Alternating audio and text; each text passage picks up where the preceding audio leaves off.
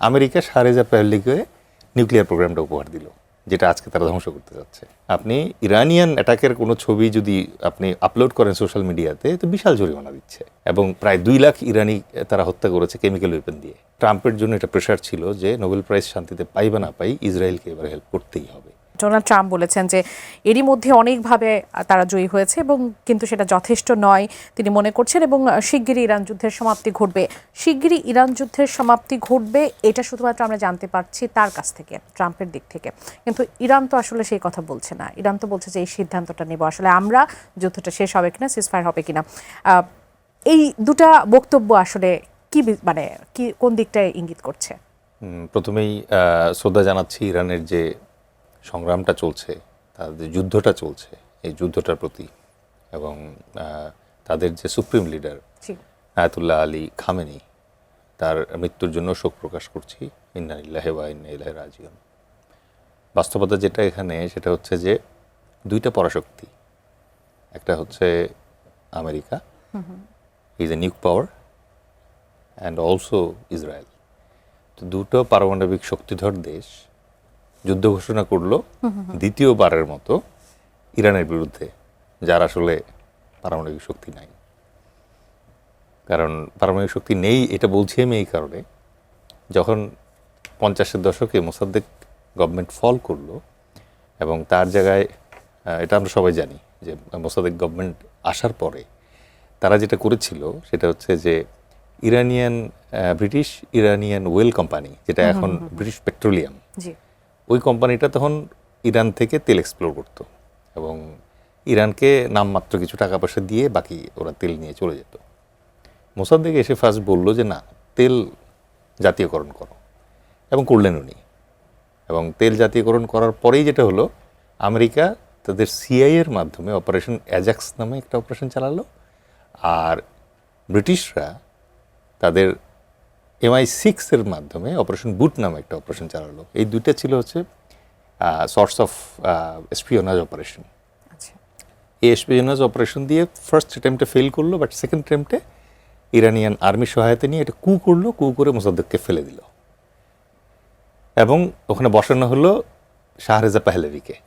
এবং শাহরেজা পাহলেভিকে যখন বসানো হলো, শাহরেজা পাহলেভি একদিকে তেলের রাস্তা আবার অবারিত করে দিল ব্রিটেন এবং আমেরিকার জন্য, বিনিময়ে আমেরিকা শাহরেজা পাহলেভিকে নিউক্লিয়ার প্রোগ্রামটা উপহার দিল, যেটা আজকে তারা ধ্বংস করতে যাচ্ছে। ঠিক আছে, মানে ওদেরই দেওয়া উপহার এখন উপহার ফেরত চাচ্ছে। ফেরত চাইতেই তো অবস্থা এমন হয়ে গেছে যে গত বছর অপারেশন মিডনাইট হ্যামার নামে একটা অপারেশন পরিচালনা করে 12 দিন ধরে আমেরিকা এবং ইসরায়েলের যৌথ বাহিনী দাবি করলো যে ইরানের পারমাণবিক যে সক্ষমতা আছে এটা তারা ঘুরিয়ে দিয়েছে প্রকারান্তে। তো এখন ট্রাম্প যখন বলে তেজপাতা, তখন বিশ্ব বোঝে আম পাতা। এটা হচ্ছে বাস্তবতা। কারণ এবার সে আবার একই গল্পই বলতেছে যে পারমাণবিক সক্ষমতা ঘুরাই দিতে হবে।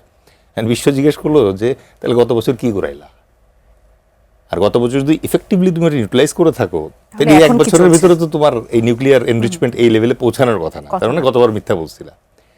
আর মানে আমেরিকানরা তো আসলে মিথ্যা বলে অভ্যস্ত। যেমন ধরেন ইরাক যুদ্ধের ক্ষেত্রে কি বললো যে কেমিক্যাল ওয়েপন আছে, পরে আবার বললো যে না নাই, ভুল বলেছিলাম, সবকিছু ধ্বংস করার পর তেলের লোভে আমরা মিথ্যা বলেছিলাম। মানে এটা হচ্ছে যে আপনি ধরেন গোল হয়ে যাচ্ছে, তখন আপনি একটা ফাউল করে একটা হলুদ কার্ড অ্যাবজর্ব করলেন, বাট গোল সেভ করলেন, ব্যাপারটা ওইরকম। তো আমেরিকা এই রেজিম চেঞ্জের যে মানে স্টোরিটা, এটা হচ্ছে অনেকটা দেখবেন যে নিরাপত্তা বাহিনী মাঝে মাঝে এই যে কিলিংগুলো হয়, কিলিংয়ের স্টোরির মতো। মানে আমরা সবাই জানি যে স্টোরিটা ঠিক না, স্টোরিটা ভুল, কিন্তু আমরা এই স্টোরিটা শুনতে বাধ্য। কেন শুনতে বাধ্য? ধরেন মিডিয়া মোগল যারা আছে, তারা এতদিন পর্যন্ত এই ন্যারেটিভটা কন্ট্রোল করতো।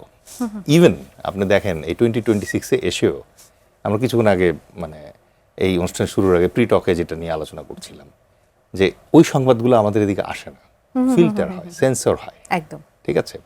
ইভেন ইউএসএতে আপনি দেখবেন যে ইসরায়েল অথবা ইউএসএর যে সংবাদগুলো আছে, এই সংবাদগুলো সেন্সরড হয়, এবং ওখানে ব্ল্যাক আউট করা হয়, অনেক সংবাদ আসতে হয় না। মজার ব্যাপার হচ্ছে মিডল ইস্টেও হয়।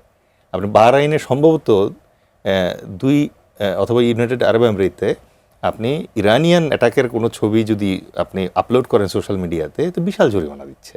আচ্ছা।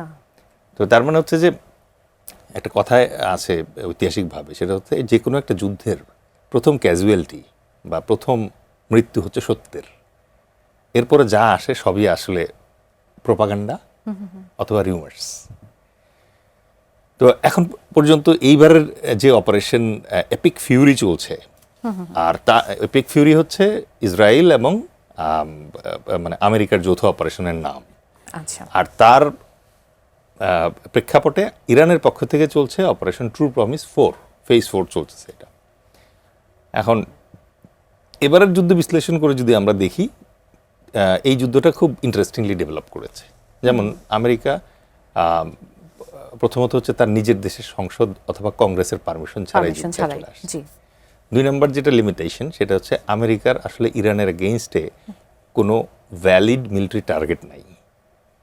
মানে আপনি যখনই একটা জায়গায় যুদ্ধ করতে যাবেন, ওই যুদ্ধের জন্য একটা ভ্যালিড অবজেক্টিভ থাকতে হয়, কারণ এই অবজেক্টিভটা থেকেই যুদ্ধের ভাষায় যেটাকে বলে রাইচিয়াসনেস অফ কজ, এই জিনিসটা আসে আপনার সোলজারদের ভেতরে। মানে আপনার সোলজাররা যুদ্ধ করতে যাচ্ছে, তারা কিন্তু জানতে চায় আমি কেন যুদ্ধ করতে যাচ্ছি, কেন আমি তার নির্দিষ্ট লক্ষ্যটা অন্ততপক্ষে তাদের জানতে হবে। হ্যাঁ, তো এটা নাই।